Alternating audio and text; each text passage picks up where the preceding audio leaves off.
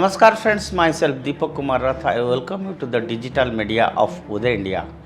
And in India Things today, I will speak about Indian foreign policy under Modi 3.0. And I want to tell you whether this will be a just continuity or bumpy ride ahead. Friends, with Prime Minister Modi leading the India and forming the new central government, all eyes are on the BJP to skillfully handle its alliance partners and devise a shared minimum agenda that appeases them all while upholding the party's fundamental principles. And one of the main achievements of the Modi administration's 10 years in power has been a dramatic revision of India's foreign policy. In the context of its foreign policy framework, India appears to have forcefully emerged from its indecisiveness and timid attitude under the clever diplomacy of External Affairs Minister Dr. S. Jaishankar, particularly when regard to Bharat's interaction with Western countries. And specifically, the second term of the Modi government has been characterized by the proactive and decisive India that has boldly charted its own independent courses without caving it to the West's bullying tactics on a number of issues, including the Russia-Ukraine war and the import of Russian oil. India has also reportedly spoken tough with the West about its hypocrisy and double standards. Whether it is choosing to include the African Union in G20 as a permanent member during Bharat's hosting of the G20 summit in 2023 or strengthening collaboration with the Global South on the other problems, Bharat has decisively led the Global South. And additionally, Bharat has spoken for the Global South as a whole at the UN, promoting the necessity for a significant and long-standing reforms that would take place into account in the interest of the rapidly shifting geopolitical order. With Dr. S. Jaishankar's nomination as External Affairs Minister, Modi government has declared its intentions, but there are still a few concerns that are on everyone's thoughts. Will Modi 3.0 carry on the same aggressive foreign policy of Bharat? Or will Bharat's foreign policy undergo a significant overhaul, given that a coalition government would govern the nation going forward due to BJP's inability to win an outright majority? Modi 3.0's foreign policy trajectory for India is also heavily influenced by the degree of confidence world leaders place in Prime Minister Modi. The Prime Minister has been greeted by more than 70 world leaders since the election results came out in public domain, with the BJP emerging as the single largest party and its coalition NDA comfortably crossing the majority mark for government formation. And above all, leaders of many small African and Caribbean countries congratulated Prime Minister Modi before greetings from Western countries began to arrive.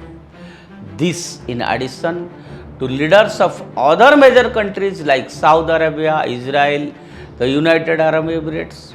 The other reaffirmed the success of Bharat's foreign policy prioritizes concerning strengthening engagement with the Global South. This puts into perspective PM Modi's extraordinary popularity among world leaders. His politics, driven by a personality cult, give his intentions in the international arena a unique aura, bringing much needed human interest to the otherwise dull and lifeless field of international democracy.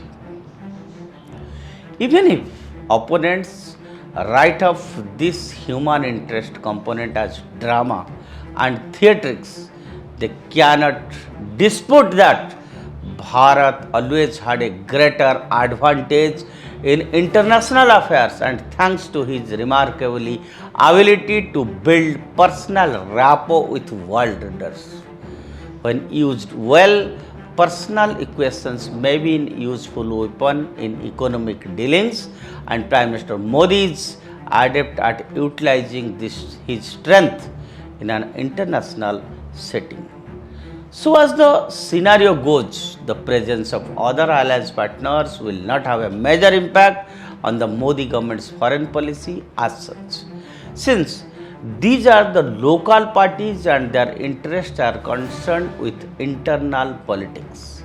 It appears improbably that the alliance members will make irrational demands that could seriously harm India's interests abroad.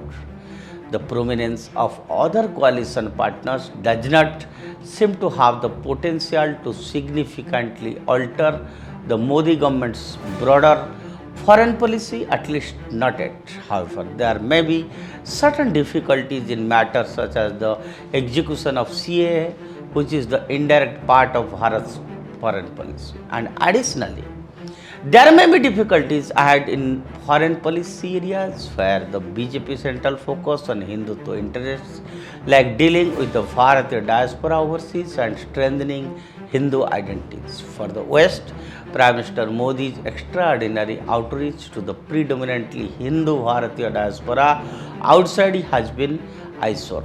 We have demonstrated to you how the Western media consistently demonizes the Hindu diaspora living overseas who back Modi by labeling them as fascists, Hindutva majoritarians, and other derogatory terms. The Western media is portraying the BJP's return to power, albeit with a considerably diminished mandate, and the formation of a coalition government as evidence that democracy has a chance to survive in India. But it seems that it is not going to deter the Modi government from the path of national interest. Making Jai Shankar External Affairs Minister is a strong and clear message from the Modi government. It is likely saying, यह नया भारत है, बदलेगा नहीं, झुकेगा नहीं. यही आज के लिए है. Stay tuned with Uday India. Subscribe to Uday India. Jai Hind.